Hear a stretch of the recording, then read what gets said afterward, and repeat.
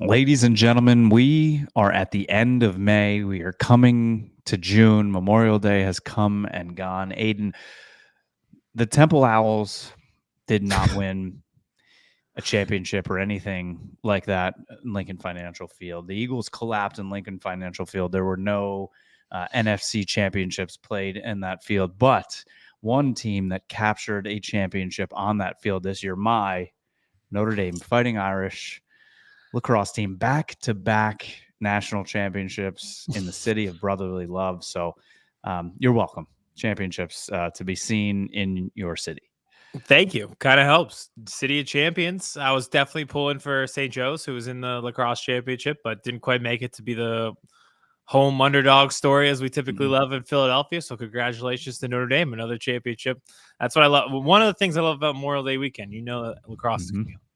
Yep, and I love that it's always in Philly. And speaking of cities of champions that you mentioned, let's talk about. And hello, everyone. KMS here with Aiden. I'm just riled up and ready to go. Speaking of city of champions, Dallas. We have the World Series defending champions in the Philadelphia or the Texas Rangers. The Mavericks, I know they lost the other night, but they are one win away. They're up 3-1 from being in the NBA Finals against the Boston Celtics. And the Stars lose again last night, tied 2-2, but they're 2 wins away from the Stanley Cup Finals. And then there's the Dallas Cowboys, who were a prohibitive favorite to make it to the NFC Championship game, and they get blown out. You know what I got to blame it on? It's the one and done. Right. If the Cowboys, the Mavericks usually lose game one, the Stars usually lose game one, the Rangers lost game one, they would battle back. The Cowboys don't have that opportunity. That's the problem. Sure, but the Mavs were up 3-0. The Rangers won game one. I don't know about this. Hey, technically though, the Cowboys were 3 wins away from making the Super Bowl, so they weren't that far. If you leave it at that and take no other context to that sentence, they were just simply 3 wins away from the Super Bowl and being the city of champions in Dallas. This game one win that just happened against the Timberwolves, that was Jason Kidd's first series game one win as the coach of the Mavericks for 5 years? That was the first time they ever won a game one in a series. That's a remarkable stat. Insane, right? Considering they've been in the playoffs every year. I think since they've had Luka, except for last year. I think last year they were in the lottery. I think last year that they went from they playoffs to last year, and then but yeah. So if you haven't checked, if you don't follow, go to Birds vs. Boys Pod. We have a great meme up there in terms of all these teams about doing their part in the Cowboys. I didn't do shit because that's what they do. My part. But we're here to talk about football. There's not a ton going on in terms of the world of the NFL, but there are storylines happening. We're kind of in that lull. The draft is over.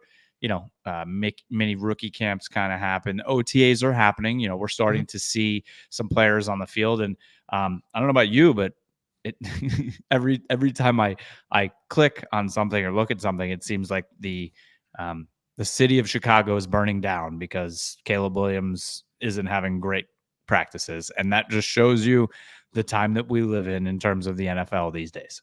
Yeah, I also saw that same thing for Minnesota. So JJ McCarthy had a rough. It was literally like day one of OTAs, and they're like, "Yeah, he's inaccurate with his passes." It's like, well, it's going to take a while considering he didn't pass at all in college football, but still, it was like day one of OTAs. Like, guys, we got a long summer. We got to pump the brakes. We got to ride this thing like a Honda Prius eco style where we can make it through the whole summer and have these, contested, controversial storylines without getting gassed. Luckily, there's a video of Aaron Rodgers as well, so that'll feed the get-ups of the world where he took his sock off or something. It's like, oh, it's his foot again. But you're right. It's so funny. You're either a bust or a phenom on the first day of OTAs, and that's just the media world that we live in. I don't know if you saw this. WNBA started. Caitlin Clark, her first 2 games, horrible. Didn't play well. They got blown out. They lost. She was 1 for 7 or something. It's like, oh no. Then I was like, God, shit, 30 the other night. Yeah. Turns out it takes more than 1 or 2 games at the professional level to figure it out, and 1 or 2 OTAs practices without pads on to figure it out. And it's funny that you say that you're either a bust or you're a Hall of Famer after one. And it's all right. Caleb Williams is a bust, but But your guy, oh my God, why is he blanking on me? The receiver you took over, Justin Jefferson, was going to be a Hall of Famer after his first practice. Jaylen Reagor. I think I actually want all of our guys to be bad in the offseason. I want all of the rookies that we draft to look like busts. Instead of best shape of your life, everyone should come in like a fat slob. You just want Cooper DeJean to just give up 17 touchdowns in OTAs. Yeah, if Cooper DeJean and Quinyon Mitchell are getting cooked, they're right where I want them. They're right on the right track to start them, baby. Well, speaking of OTAs, and you mentioned it's going to be a long summer, right? There's a lot of rumblings right now in terms of the offseason changing, and as quickly as next season, right? The players want the OTAs and the offseason to change, right? They kind of want to get rid of these voluntary workouts in the May time frame, rookie mini camp, and they just want to push it all to more of a ramp up to training camp, basically a longer training camp. They would report at the end of June, early July, and basically run all the way through training camp into the season. That is what's being proposed by the players. This was by the players? Yes. That's interesting.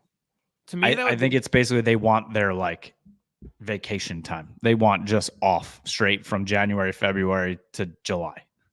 I understand wanting to be off and just having a big gap, similar to baseball. Like you go pitchers, catchers report, you do your infield work, then you play exhibition games, and you go into the season. The problem with football, though, is I feel like this would lead to more injuries because anytime you're off for a prolonged period of time and then try to like snap back into it football wise, I feel like it just creates more injuries. So I understand wanting to be off, but this feels like, and that feels like a long ramp up period for a contact sport. Yep. Like I know it wouldn't be a contact sport per se in June, but I still feel like it's a lot of just effort on your legs and stuff. And I also like if this does go through, coaches are already losing their minds. I heard this proposal is going over as well as the Hindenburg did in terms of player personnel and coaches. But I understand, if veterans and stuff, but you can't you need the rookie mini, you need to get your rookies in the building like right after they're drafted. You can't wait 2-3 months to get them in the building. That's a great point, actually, because you probably want them in day one so that they get the playbook and not only just the playbook, but just know what you're doing, right? No, they've never been to the city that you play in unless it was for like a pre-draft interview or a field trip when they were in 6th grade to go see the Liberty Bell. So you want them here. This is the NovaCare complex. This is where you eat. This is where we lift. Learning to become a pro. Look like. What's it say? Learning to become a pro. Exactly. It's not just necessarily putting the helmet on and running routes, but it's more like you said, becoming a pro. This is what the expectation is, and your expectation for the next 10 years as a consummate professional. This is Big Dom. If anything happens, you call him. Yeah, exactly. Now, every time you get off the airport, he's gonna be there. Yep. But it's very interesting. And I know, like I said, coaches are pushing back on this. But I think the owners are going to unanimously approve this because, one, it's not going to cost them any money. It's going to make the players happy, giving them what they want, a.k.a. a bargaining chip for the owners in terms of them getting an 18th game. That's just good business. I know, but that almost furthers my point. So the season gets longer and it starts sooner for you. This doesn't sound fun to me. I'd rather work out in shorts in May. And OTAs are like a week long. Like you go to the building, you hang out with your boys. They're for the most part, I feel like players are doing it anyway. Like they're working out with teammates, and so it's like I don't know. I know a lot of the guys for the Eagles, like they are in the area, so they just work out at the facility in the off season anyways. And it's not off season training activities. It's not OTAs. It's just them going to use the free weight room. Yeah, because like coaches aren't allowed to be with them anyway. Like they can go to the facility and work out, but nothing can be led by the coaches, which is just like I don't know. I get it when all the off season stuff changed player wise, but it's crazy to me that it's like can you imagine like in our jobs, like for literally like 5 months, your boss just like you can't have contact with your boss. Dude. I changed my mind. I'm on the player's side. Sign me up. I think they're on to something. Half the year, your boss literally can't contact you, but you're getting You paid. tell me I could just do my own thing for almost half of a year. All right, now when you put it like that, the players are starting to make a whole lot of sense. What's a little bang and bruises going on for a couple months? We can handle it while I'm down in Cabo for 6 weeks. Yeah, I'm using my PTO time to the fullest. Oh God, that's so funny. But yeah, I mean, I'm interested to see what I think it's going to get approved. Obviously, like I said, because it's an owner's decision. It gives them a bargaining chip, keeps the players happy, and then when they're going for their 18th game, they're gonna be like, "Well, we gave you this," and then the owners just ultimately make more money, and the players just get a couple more weeks off in the spring. Then they get more, and we pay more money. Yep. Mm-hmm. Mm-hmm. And the world goes round. Mm-hmm. Speaking of paying more wide receivers getting paid, Aiden. Mm-hmm. So Nico Collins, I think he got about 24, 25 a year from the Texans, and now Jaylen Waddle also locked up from the Miami Dolphins. And it's just like, as Jerry said before, he wanted to make these deals with Dak and he wanted to see some more leaves fall. Well, there's a lot of leaves falling in the wide receiver world, Jerry. We're talking leaves falling. It's November 14th. It's just sticks.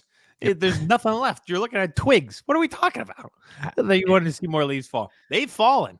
What leaf hasn't fallen? It's Justin Jefferson, and then I want to get into the Bengals for a second. Yep. But aside from that, everyone's taken care of. Great job by the Houston Texans. Mm-hmm. Trading for Stephon Diggs, locking up Nico Collins, doing exactly what you got to do for a young quarterback is surround him with talent. Make sure that he's got a bubble to be successful. I think they've done a phenomenal job since day one of that, and they are going to be a hot topic team this year. I think they're going to be really good, and I think they're going to be fun to watch too. Yep. It's just, and then we're seeing, obviously CeeDee not report to OTAs, which I mean that's not a surprise whatsoever. He's out there actually. He was working out with Keon Coleman, the wide receiver from Florida State, who was drafted by the Buffalo Bills. So, I mean, he's getting his work in, but I think he's going to get paid, right? They're not going to let him walk. So no. you can't. He's a generational top 6 receiver in this league, I think. It would be nobody can get fired considering their structure. Can you imagine if somehow they just didn't sign Dak, CeeDee, or Micah? That's my line of thinking is like, that's the only thing where I think the entire fan base, one, they wouldn't be good at football. So it's when you're losing, nobody will stick up for you. But 2, like you were winning and now you're losing because you let all the talent walk. Meanwhile, like you're the most valued franchise in the league. Yeah, that would just not go well at all. Yeah, not well at all. And it's been such an interesting offseason, right? So it's like CeeDee's not getting paid, the whole Dak thing. The first we're all in, and then you sign Eric Kendricks. That's your one signing. And then, you're like, well, I kind of want to see more with Dak, and you re-sign Mike, or not re-sign, but you bring back Mike McCarthy. He's on a 1-year deal. You bring in Mike Zimmer. He's on a 1-year deal. You have your franchise quarterbacks on a 1-year deal. And then you got Micah Parsons going to Japan and China and taking over Bleacher Report. It's like, I was going to say, I think if one person of the trio was to not be with the Cowboys anymore, I feel like it would be Micah, because they just be like, we're kind of tired of the media. Mm-hmm. Which he doesn't really do anything bad. Like when he came into the league, everyone was like, "Oh, he's a bad person." It's like he's just at a lot of places. Yeah, it's and there were, I don't know if you know this, but it's like he has said it, and the people in the front office and the people in the Star for Dallas fully expect he will not play past 30 years old. He's going to. Because he wants to. That's why he's doing everything he's doing already, setting up podcast-wise, Bleacher Report. He's already setting up his after football life. He doesn't want to be beat up for his whole life. He wants to play as hard. I mean, if you look, how does he play too? It's 125% every snap. I don't know if his body's gonna last past 30. So he's gonna play as the highest level he can, get paid, and then bang, as soon as he walks away, he already has his second career set up. Makes sense. I think a lot more players will be like that, especially considering NIL, where you're making a good amount of money in college. So basically, if you made it to age 30, you've been getting paid millions for the past 12 years. So instead of, from age 23 to 30, then you're getting paid from the time you step on a college campus. It helps. It definitely helps. I'm sure you're locked into your benefits at that point too. So yeah, I think we'll see that more and more as guys will be like, oh, they retired early. And it's like, well, now they have the means to retire early. That's why they would have. It was been happening a long time ago, if possible. And it's like Micah the other night at the Mavs Timberwolves game, and he's got the Luka jersey on, but he's got the Anthony Edwards sneakers on, and people are all freaking out. He's so funny. That he loves he loves going to the different games, being friends with all the people wearing the different jerseys. He's like a little kid where it's just like his favorite parent is whoever bought him the gift last. Yep.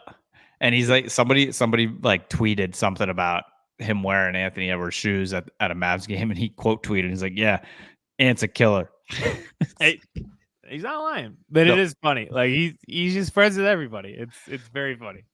I think he's part of that like new age fan, right? I feel like so many young kids now, they're fans of players more than they are of teams, which I hate. Me too. Like so many young kids, right? They love Mike Trout, they love Ohtani, which is great. I like watch, but like they don't have that devotion to a team like as hard as you and I or the generations before us. Like they love Joe Burrow, they love Patrick Mahomes. They're just gonna get all those jerseys and rock 7 different teams jerseys because they like the players, rather than you who probably only ever owned a Eagles jersey growing up. I had other ones, but they were like the throwback ones to be cool in school. I did have a Michael Vick Falcons jersey, but that was for style purposes. That was not for rooting interest. I had an Arizona Cardinals jersey. Did you? Who? Pat Tillman? Nope. Emmitt Smith. Emmitt Smith. That's a good one. That's a good one. It's like a competition in 3rd grade or like the early years back when jerseys were a style.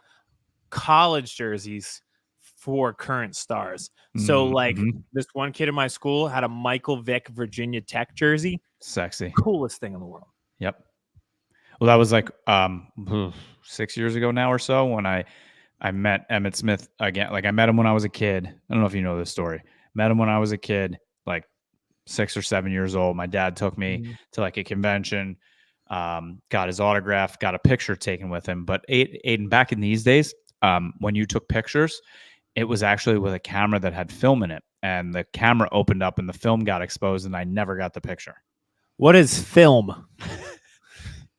Exactly. It's like a lot of unnecessary steps. We don't have to put film in the cameras. You just click the button on Snapchat and then hit save, and then it's done. I never, ever got the picture with him. And then years later, 5 or 6 years ago, I got tickets to see Britney Spears for my wife in Vegas. And it literally turned out that Emmitt was doing a autograph signing at the hotel we were staying at the weekend we were there. Turned out. That's the funny part. That's what Lisa says. And it's 100% true. Like it just happened. So, and this all ties back to your thing. I wore to meet him his authentic Gators jersey, his college jersey. And he was like, that's sick. He's like, did you go to Florida? I'm like, no. Just have the jersey. Yeah. Like I was the only person. Everybody else had Cowboys jerseys on. And Emmitt Smith Florida jersey is a great one. Like legend star, like college jersey. They're so cool. It is. That's a great one. Emmitt Smith Florida jersey. There's a lot of them, but that one's up there for sure. But that goes back to Micah. I think he's part of that. Like, he loves players and he likes to be friends with everybody. So I think so too. But it would be one thing if he was like lollygagging, and I think it would start to rub people the wrong way. But his work ethic at this point has seemed like everyone's loved him. So, I mean, you got to say that you love all the players if you're literally interviewing the quarterback that carved you up in the playoffs, literally like 2 weeks after. Optics wise, it's never great. When the quarterback's like, "Yeah, you had some safety play in the background." I have nowhere else to put this. But Micah, I want to be your like PR guy. And I'm not talking about like we're gonna go save baby seals. I'm talking about he wins the argument against CJ Stroud every time, but the way he argues it allows CJ Stroud to win. I don't know. I think I'm the only one who notices this, but like when they do like their debates, the points that Micah is making makes so much sense. And then CJ Stroud, like, but he doesn't present it the right way. He has the topics of debate and he knows like he wins every time in terms of like detail and content, but delivery, CJ Stroud beats him. And I'm like, Micah, you won. And everyone thinks CJ won. It's like he shows up with the ammunition for like a Barrett 50 cal, but he shows up trying to put the Barrett 50 cal shells in a handgun. Yeah. Yes. What video was it I watching? Oh, they were talking about college, and he was brought up like Ohio State had all this talent. It's like, damn, and you still didn't win a national title. And then like he was like, you could have just pushed out like, and CJ Stroud started going off on him. And it's CJ Stroud is naturally funny. But it's like, Micah, you could win. Remember they built their own 11 teams, like not 11 teams, 11 player. Like CJ built the offense, and then Micah built the defense. Micah built a great defense. Strategically was very, very good. And CJ Stroud just shit on him for it. And everyone was like, well, the offense would win. It's like, he built a great team. I was looking at my phone like, Micah, fight back. You're winning. You're so close. You're like the meme where the guy's mining. And it's like, you're one thing from diamonds. I swear. Just keep chipping away. All right. Let's shift a little bit to our teams on the field. And I have a question to present you that I haven't given to you yet, and it just kind of popped in my head here. So obviously you guys had a wonderful draft, high end, right? I think you have a lot of expectation from Quinyon Mitchell, a lot of expectation for Cooper DeJean. Beyond those two draft picks, who would you say you have your biggest hope or expectation to have an impact early on for the Eagles? Ainias Smith, because I think he'll have the potential to be wide receiver 3 early, and also potentially the punt returner, and with the new kickoff rules could play a part there as well. But if you look at it, Quez Watkins was the wide receiver 3 a year ago, a wide receiver who was drafted late. It didn't pan out. They are almost doing the same thing with getting a speedy receiver with burst in the middle to late rounds of the draft and making him the wide receiver 3. Now they do have Paris Campbell this year, but that's a 1-year deal. I think you would see in the Super Bowl year, they had Zach Pascal and Quez Watkins. They rotated through those 4 receivers. It's not far-fetched to believe Paris Campbell and Ainias Smith will both see time. But in terms of like the window being open early for a guy, it's Ainias Smith. I love Quinyon Mitchell, but there's still guys at corner who are probably going to start ahead of him. Cooper DeJean, whether it's safety or corner, there are guys ahead of him. Even Will Shipley, I like him, but we signed Saquon. So all these different guys, and then we also have the edge rusher from Sam Houston, Texas Christian State University of the Sisters of the Poor. They labeled him as a project. The offensive guard from Michigan, I think he'll actually be really, really good. He's not going to start day one. The guy who's going to see the field quickest is Ainias Smith, so I have a lot of hope for him. And Cowboys wise, obviously, I mean the first couple picks, right? You're hoping Tyler Guyton can start. Don't know if he will. He's a bit of a project. Marshawn Nealon, their second round pick. I think he's going to have a lot of impact early in the run game, but he's kind of sort of that project too in terms of pass.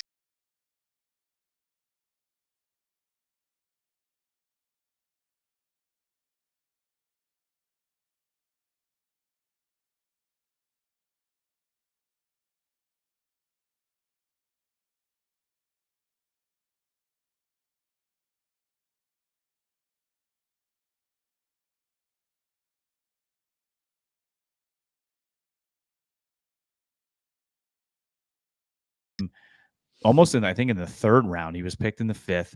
He can play that boundary corner where he can, he's played everything at Wake Forest. He's played in the slot, he's played outside.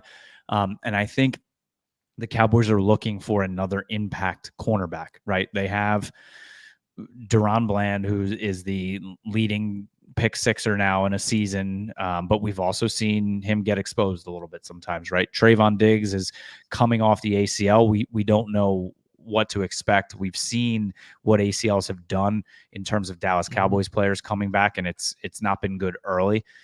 They brought Jordan Lewis back, but he's an older player. So if Carson can get on the field quickly and maybe play the slot, and you don't have to rely on Jordan Lewis as much, or he looks really good on the outside, and you can kick Deron Bland back in the slot where he thrived his rookie year too. I think it gives you a lot of options. So I'm really looking forward to and hoping that their 5th round pick, Carson, can get on the field early and have an impact in this cornerback group.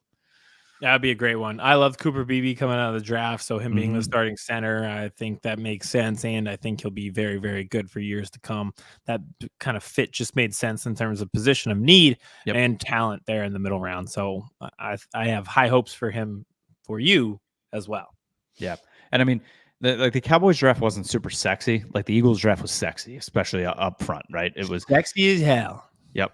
The Cowboys was more like lunch pail, let's go to work, especially in the beginning, with Guyton, with Nealon, with Cooper Beebe. Like they knew where they needed some help, and that was definitely on the offensive line to start and the defensive line. So, hey, it's just crazy that they literally had Quinyon Mitchell sitting there too, if they wanted him. Oh, it will get brought up for quite some time if he turns out to be a stud. And then they traded away from what was his name? Who was the cornerback from Alabama that Detroit traded up for?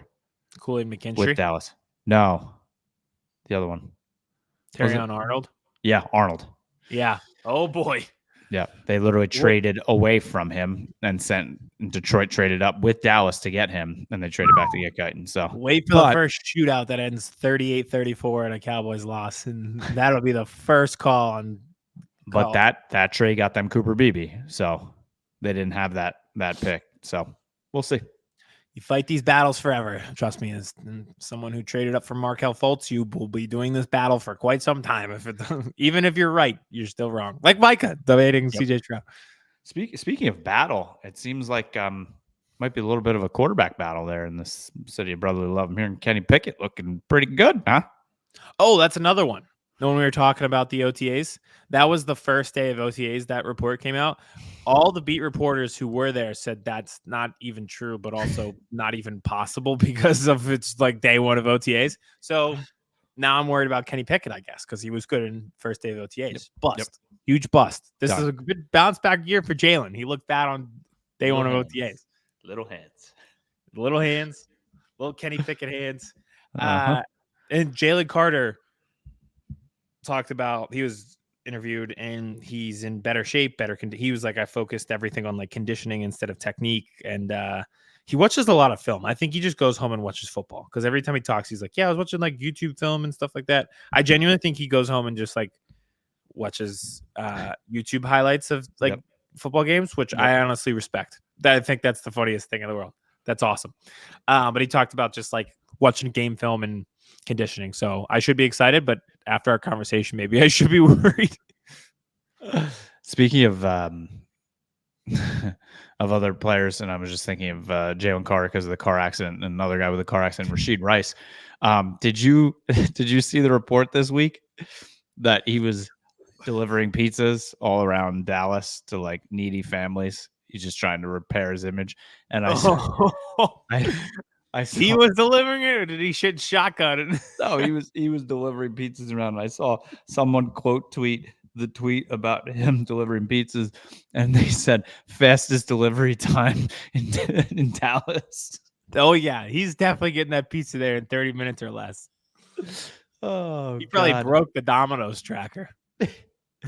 It's I mean, all indications are pointing that he's not going anywhere. And the Chiefs are like, nope, we're good. No, we're good. Yeah, the Chiefs have had an offseason. I just saw recently that another player get arrested for dogfighting, so they are on a roll. Chiefs are on a roll this offseason. Good thing they won that Super Bowl. Can I again? Why do I look like a 17-year-old girl on a Snapchat filter? I don't know.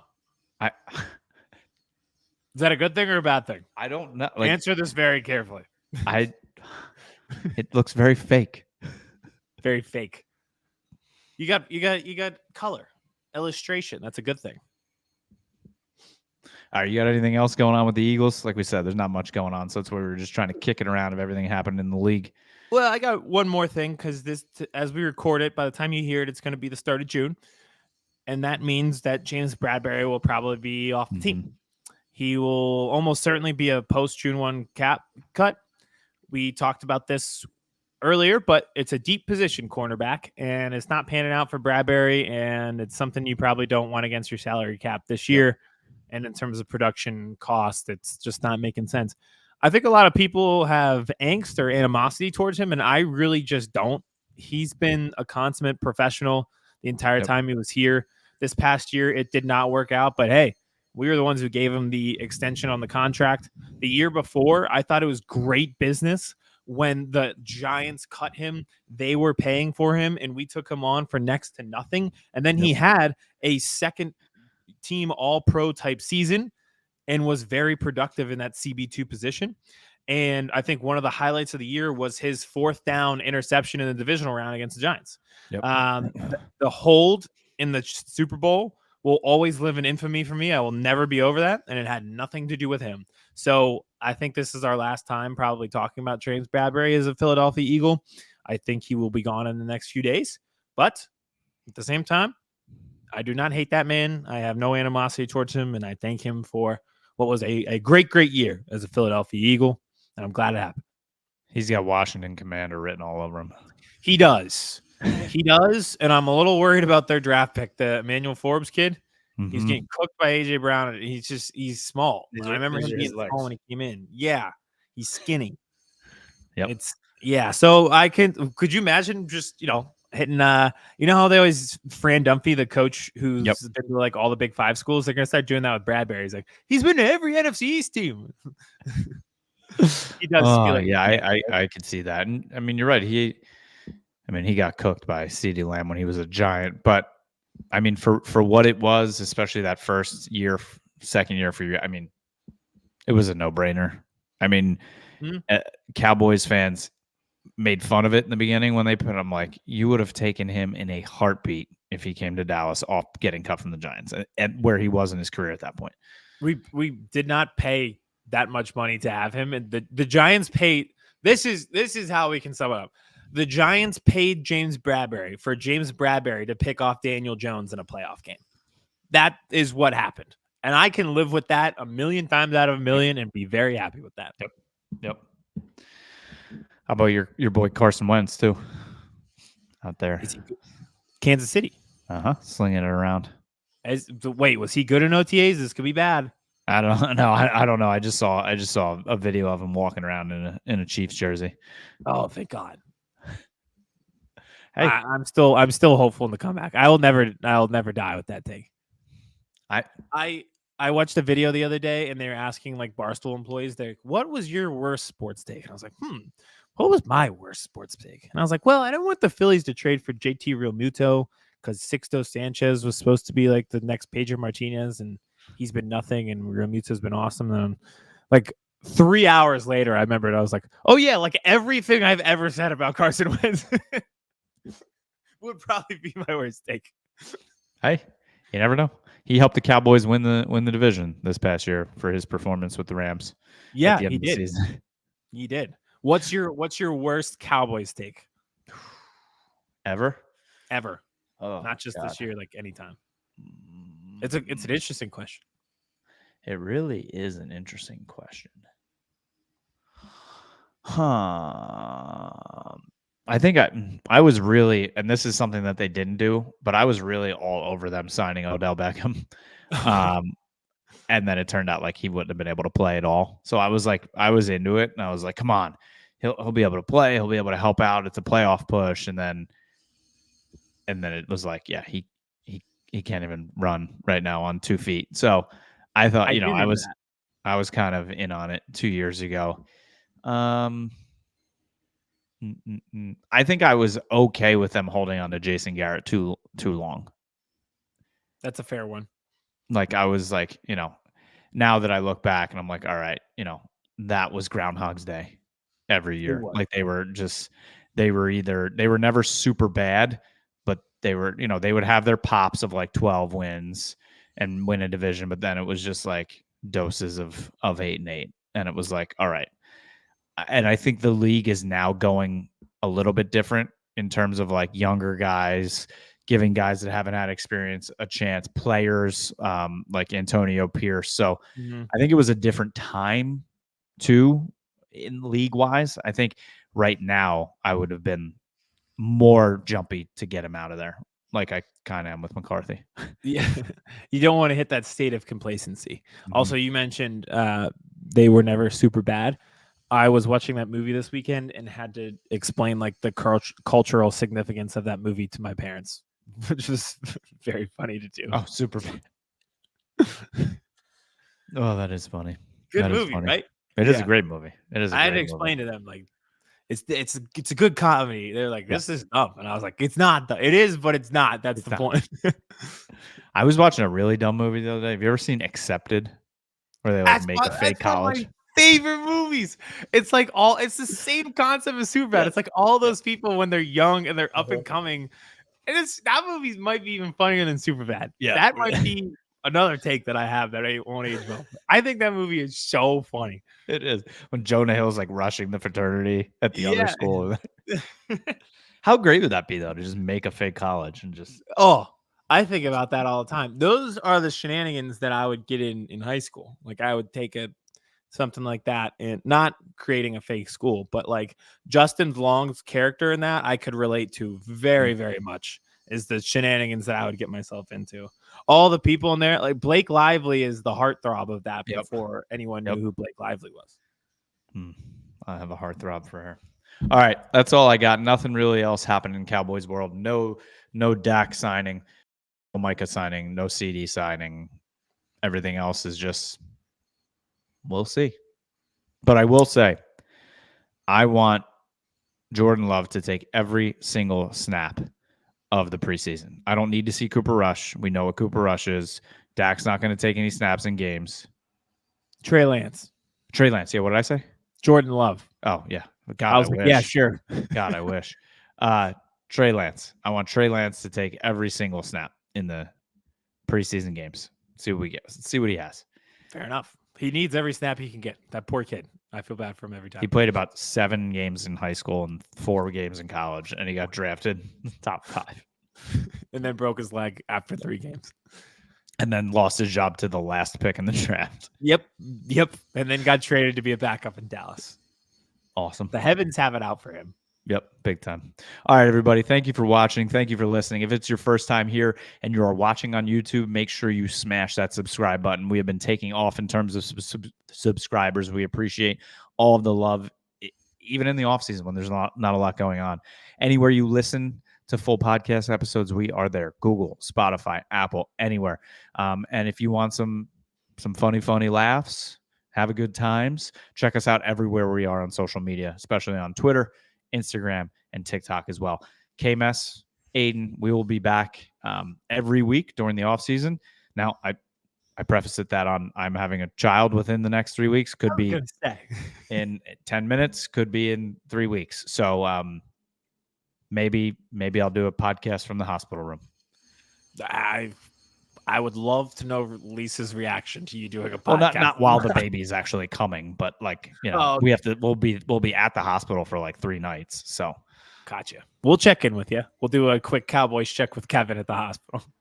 I'll be like, hello, everybody. All right. Thank you, everybody. Enjoy the beautiful weather if you're on the Northeast. And if you're anywhere else, well, sorry. Chris Hansen here, and I'm going to need you all to take a seat right over there and check out Birds versus Boys. I think you're completely right here, and I hate it. Yep. Hey, idiots. Stop doing dumb things. I got 2 phones. Upside alert. I might go insane. I think you're already there. There's no hope. Hope is gone. If this was an AFC North podcast, we'd be done in 15 minutes. Bob Hope. I'm going to drink bleach. That is? Be the team you promised me you were going to be this year! This is the Consciously Hopeful podcast. I'll be watching.